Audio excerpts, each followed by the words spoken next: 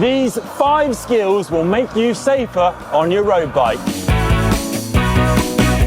In this video, I'm going to share a few tips to help you master them and hopefully get you feeling more confident when you're out riding.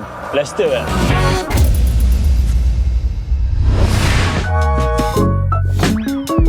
Learning to stop really effectively is such a safe skill to know, because when you do need to slam on the brakes and come to a halt as quickly as possible, if you're not quite confident in doing it, what tends to happen is that your wheels can skid, you don't stop as quickly, and you just don't feel quite as controlled.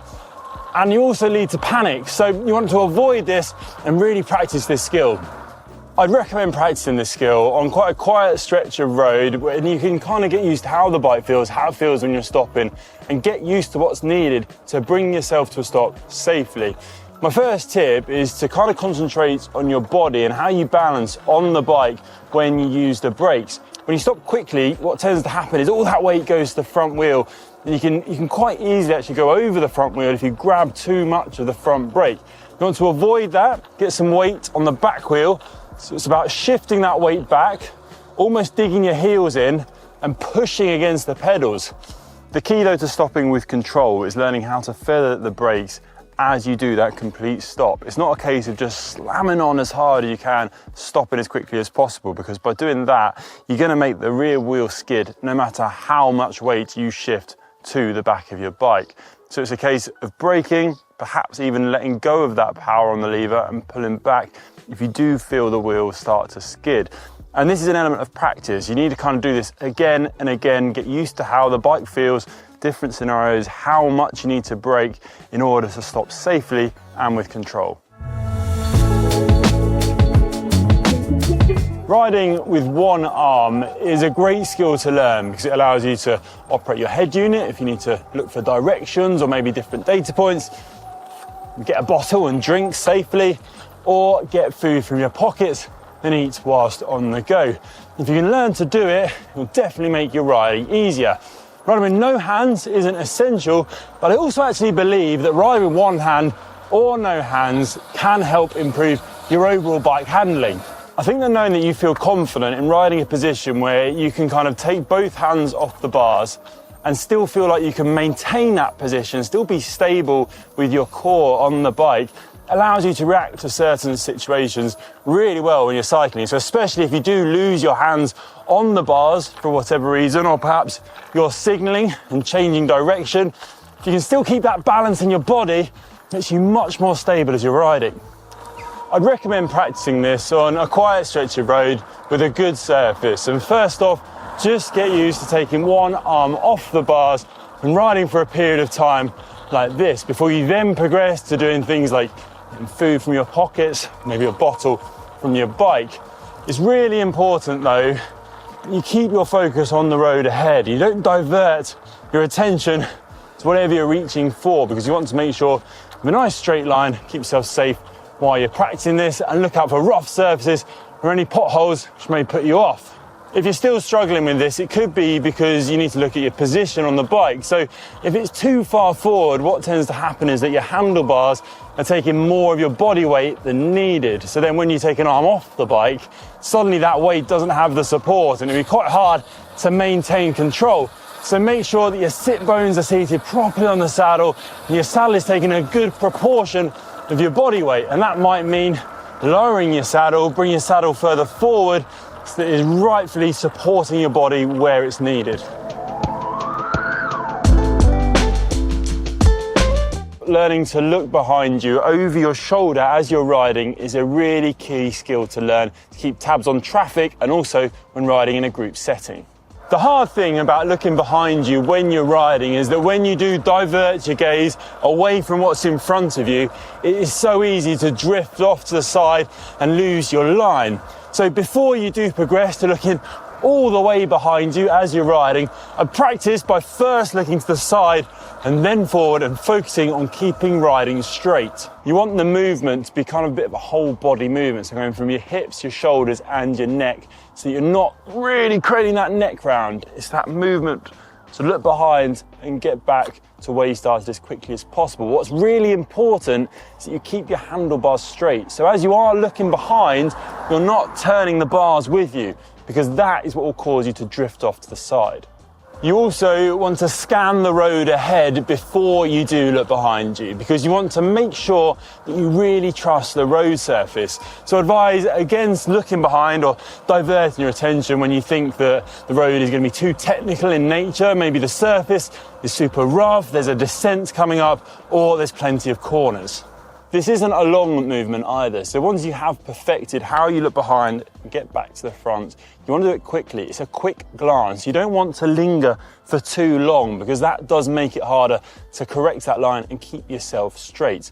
So it's really quick, look behind, check things, get back to riding, looking forward.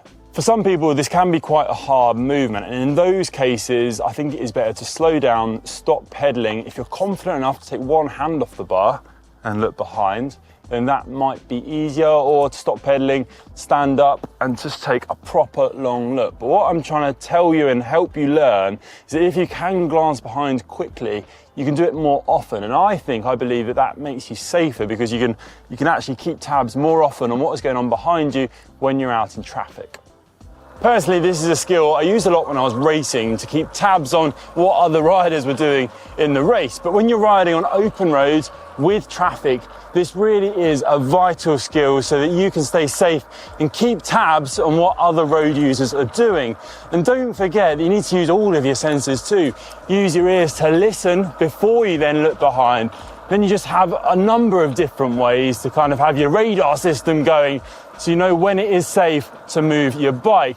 It's really important when you're coming up to junctions too, to look behind, know it's safe, then signal, move out into the road to signify your intentions. But looking behind is a really vital skill to master, so get practicing it. It will definitely mean you will feel more confident when you're out on the roads.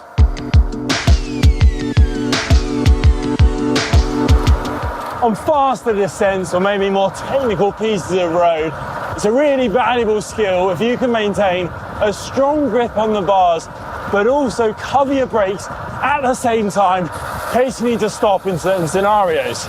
If you're riding on the tops, you want to cover the brakes. I like to take the weight of my body by the hook of my hand between my thumb and my forefinger, and then have your two fingers here just covering that lever so that you can use it when needed. I've got quite big hands, so it's quite easy for me, but even if you've got smaller hands, you've got disc brakes, you don't need a huge amount of force to be able to reach the levers. But if you are struggling, covering the brakes on the drops, you can get much more force through that levers as your fingers are nearer the end of the lever, where you're getting a bit more leverage. So I like to use one finger in this scenario, so you're still firmly holding the drops and the bars with the rest of your hand. You have one finger free to pull the brakes when needed. You don't need to cover the brakes for the entirety of your ride. This is mainly at points which are quite technical, maybe lots of blind corners, steep descents, basically areas where you've got a higher chance of needing to stop when you're not necessarily expecting it. On areas of long open road where you can ride quite comfortably, you don't need to be quite on it with the brakes. But the advantage of covering brakes is that you're not needing to react as quickly. You're already in that position where you're able to slow yourself down. What tends to happen is if you're not there, and you do need to stop, you react quite quickly, you waste a bit of time getting to the levers, and it's quite easy to panic, grab the brakes and skid, and not stop in a controlled manner. So if you can learn to kind of finesse those brakes to cover them, you can ride in a much more controlled way. Riding really steep climbs can be a challenge. And if this is you and you maybe avoid steep climbs for this reason, then I've got a few tips for you. Practice hill starts, so get going on the middle of a climb and then ride up to a good pace. If you find this hard, I'd recommend switching to flat pedals and lowering your saddle so you're closer to the ground. But then it's a case of simply practicing this again and again. Because once you get used to starting from a standstill, when you're riding a steep climb and your pace slows, you'll feel much more confident that that can happen, and then that you're able to build it back up and get riding again. Practice makes perfect. Once you've mastered this, I then recommend getting up to the middle section of a climb and practicing on the really steep slopes and just riding slowly, getting used to handling your bike when you're at that pace and you're having to move your weight around on the bike to keep yourself in a straight line. If you do this when you're fresh, when you're recovered, it means you'll find it much easier when you get into a climb on a longer ride, potentially with friends or in a group. You're tired, you get to this point, your legs are fatigued, your body's fatigued, it's harder to handle the bike. So practice it in good conditions. When you're nice and fresh, you'll feel much better when you're fatigued.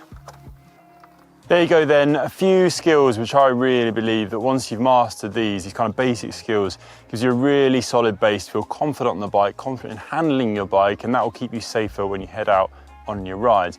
Let me know if I've missed anything or if there's any other kind of skills which you'd recommend to learn that are maybe more specific to the area that you ride in. As always, thanks for watching. If you enjoyed this video and found it useful, please give it a big thumbs up. Thanks for watching, and we'll see you on the next one.